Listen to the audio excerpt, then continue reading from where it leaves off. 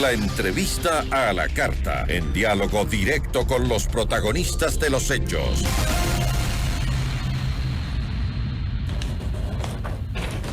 Nos acompaña a esta hora Alberto Acosta, expresidente de la Asamblea Constituyente. ¿Cómo está? Muy buenas tardes. Gracias por estar con nosotros.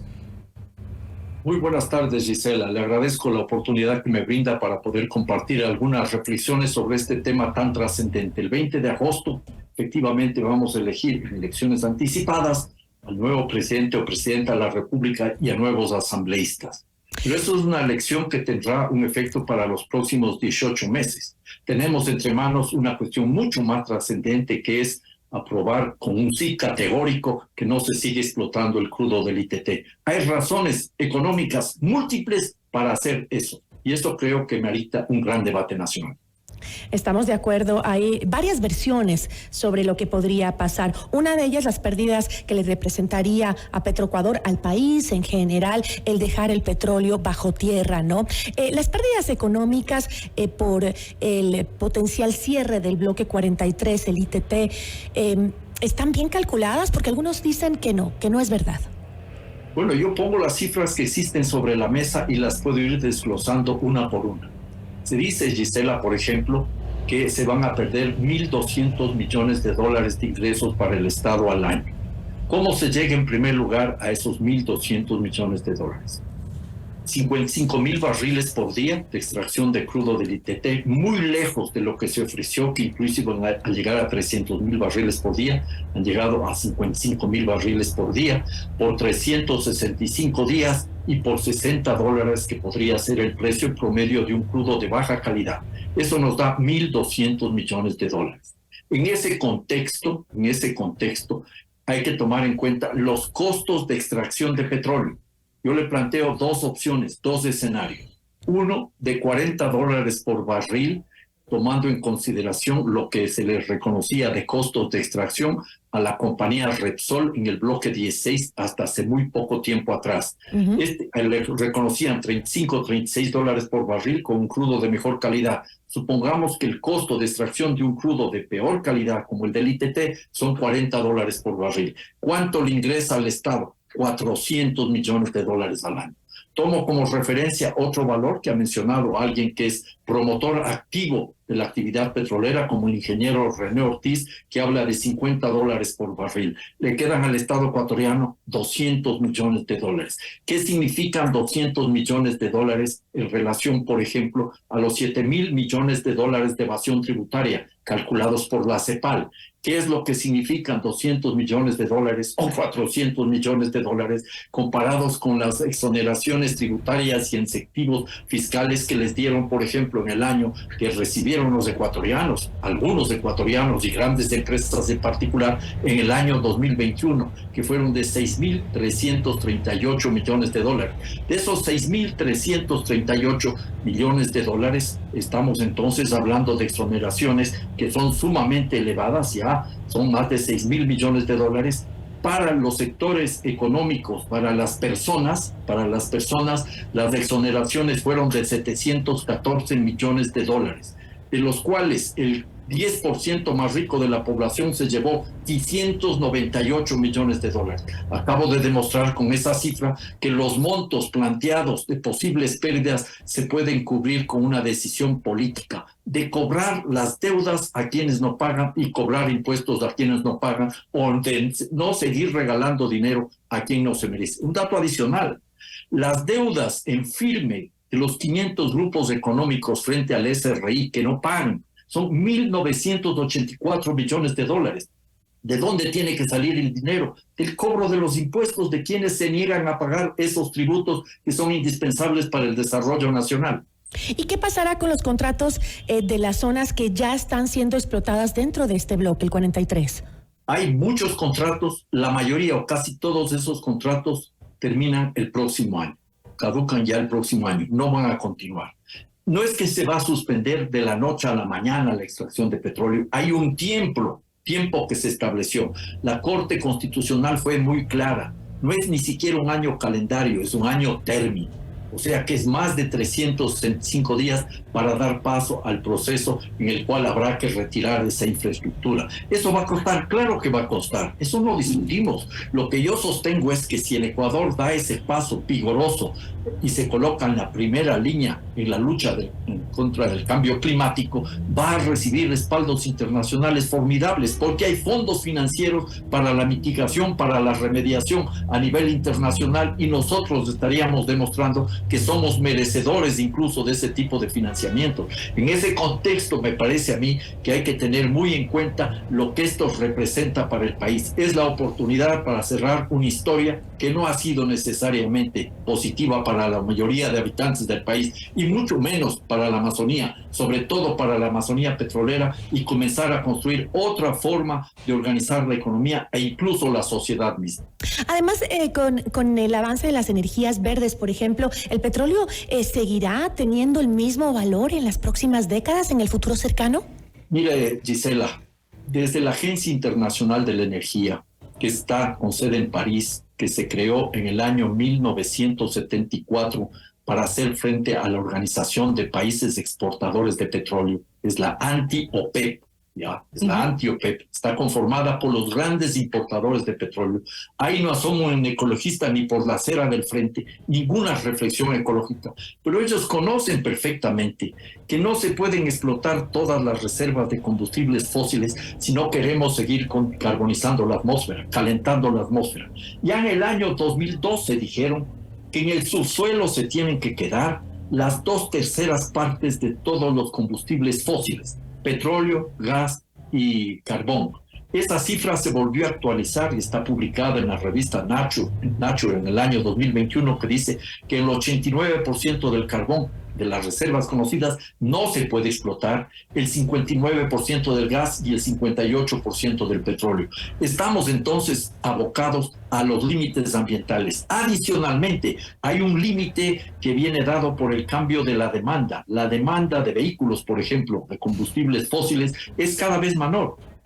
La gente comienza a demandar vehículos eléctricos. Ese es otro tema que habría que discutir con mucho detenimiento, pero el hecho real y cierto es que incluso una empresa petrolera muy conocida como la British Petroleum ya anticipa que para el año 2030 se habrá producido ya un quiebre profundo en la demanda de combustibles fósiles. El Ecuador además ve cómo sus reservas están declinando. Hay personas que están estudiando y que demuestran que de aquí a 7, 10 años ya no vamos a exportar petróleo. Y las reservas que se dijeron del ITT no fueron tales. Yo les recuerdo a la ciudadanía esas cifras que con gran propaganda se difundieron el 15 de agosto del año 2013, cuando el presidente Correa en esa época reconoció que le quedó muy grande la iniciativa Yasuní-ITT. Hablaba de 848 millones de barriles de petróleo, y que en el 6º año íbamos a extraer 225,000 barriles. 3 años después, por arte de magia, asumaron 1.672 millones de barriles. Y se dijo que en el 6º año vamos a alcanzar los 300,000 barriles al día. ¿Cuál ha sido el pico que se alcanzó, Gisela?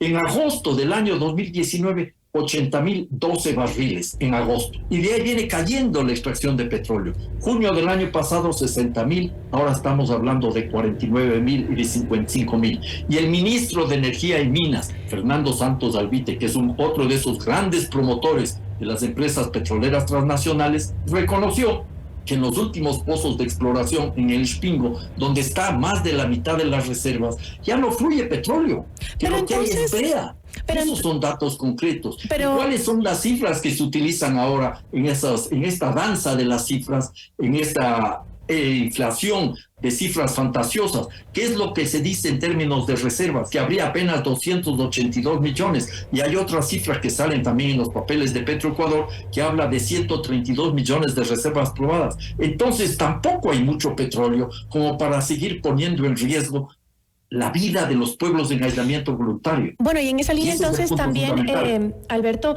las estimaciones de las pérdidas las estarían haciendo en escenarios exageradamente positivos, casi inexistentes. Exageradamente negativos. Voy a poner 2 ejemplos concretos y que exigirían una explicación de Petroecuador.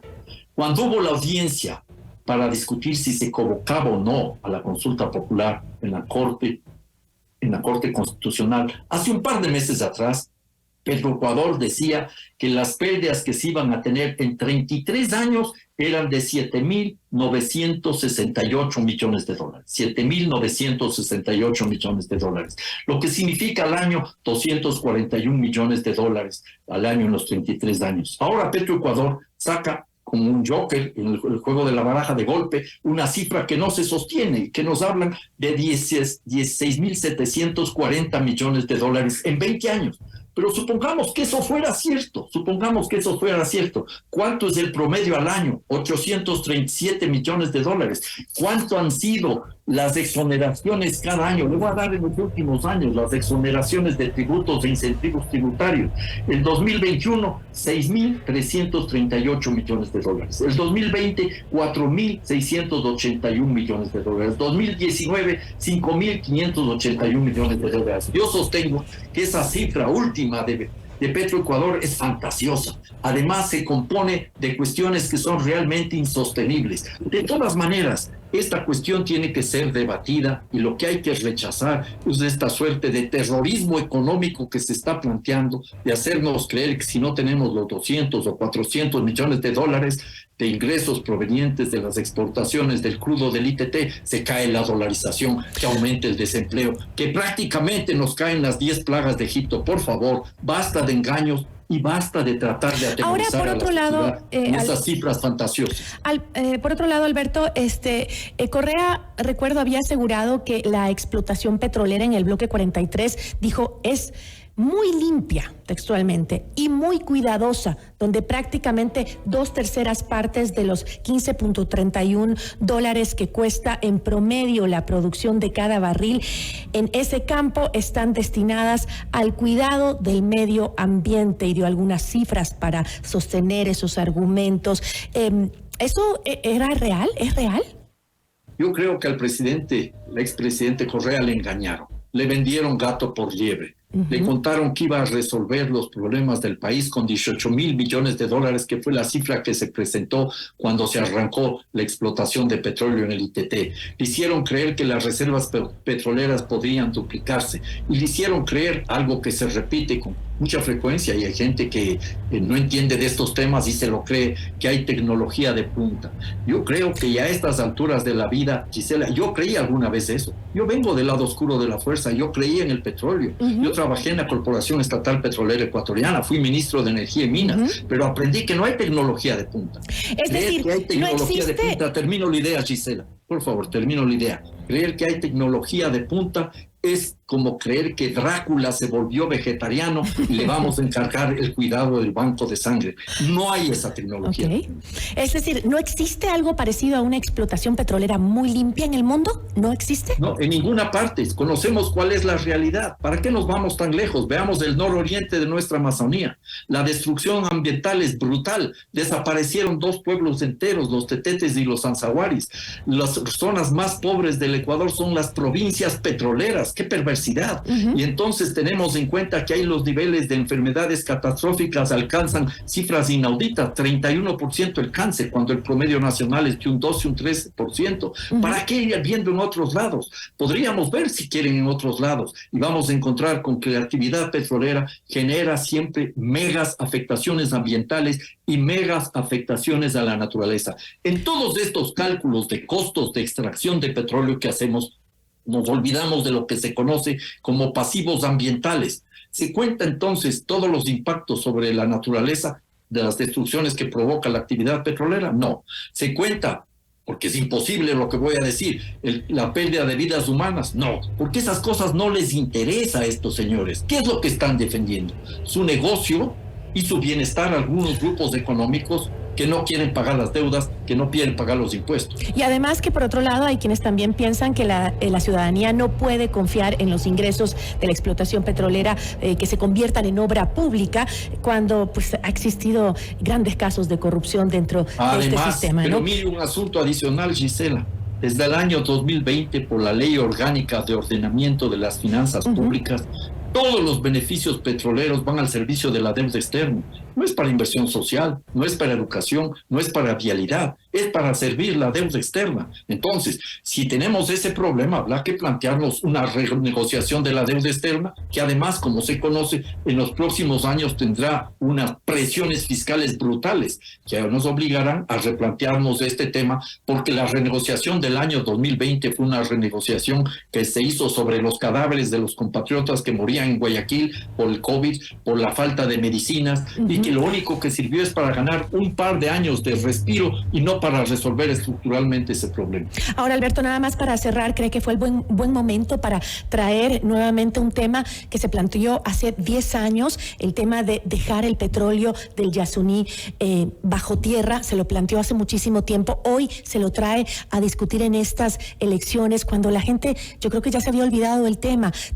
¿Hay tiempo para tratarlo, discutirlo, para debatir sobre si es posible, beneficioso o no? Más vale tarde que nunca.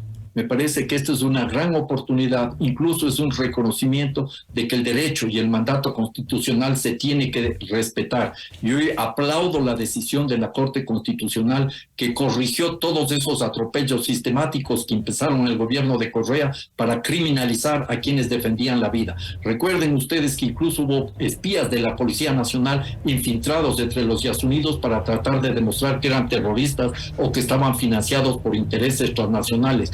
La lucha de la juventud que conformó este colectivo Yasunidos y de muchos otros jóvenes en muchos otros espacios está dando resultados. Por eso sigo manteniendo la fe en mi país, en mi sociedad y en la capacidad que tenemos del 20 de agosto de decidir nosotros sobre nuestro futuro. Sí al Yasuní y sí al Chocó Andino. Muchísimas gracias, le agradecemos mucho. Gracias. Una buena tarde. Alberto Acosta, expresidente de la Asamblea Constituyente.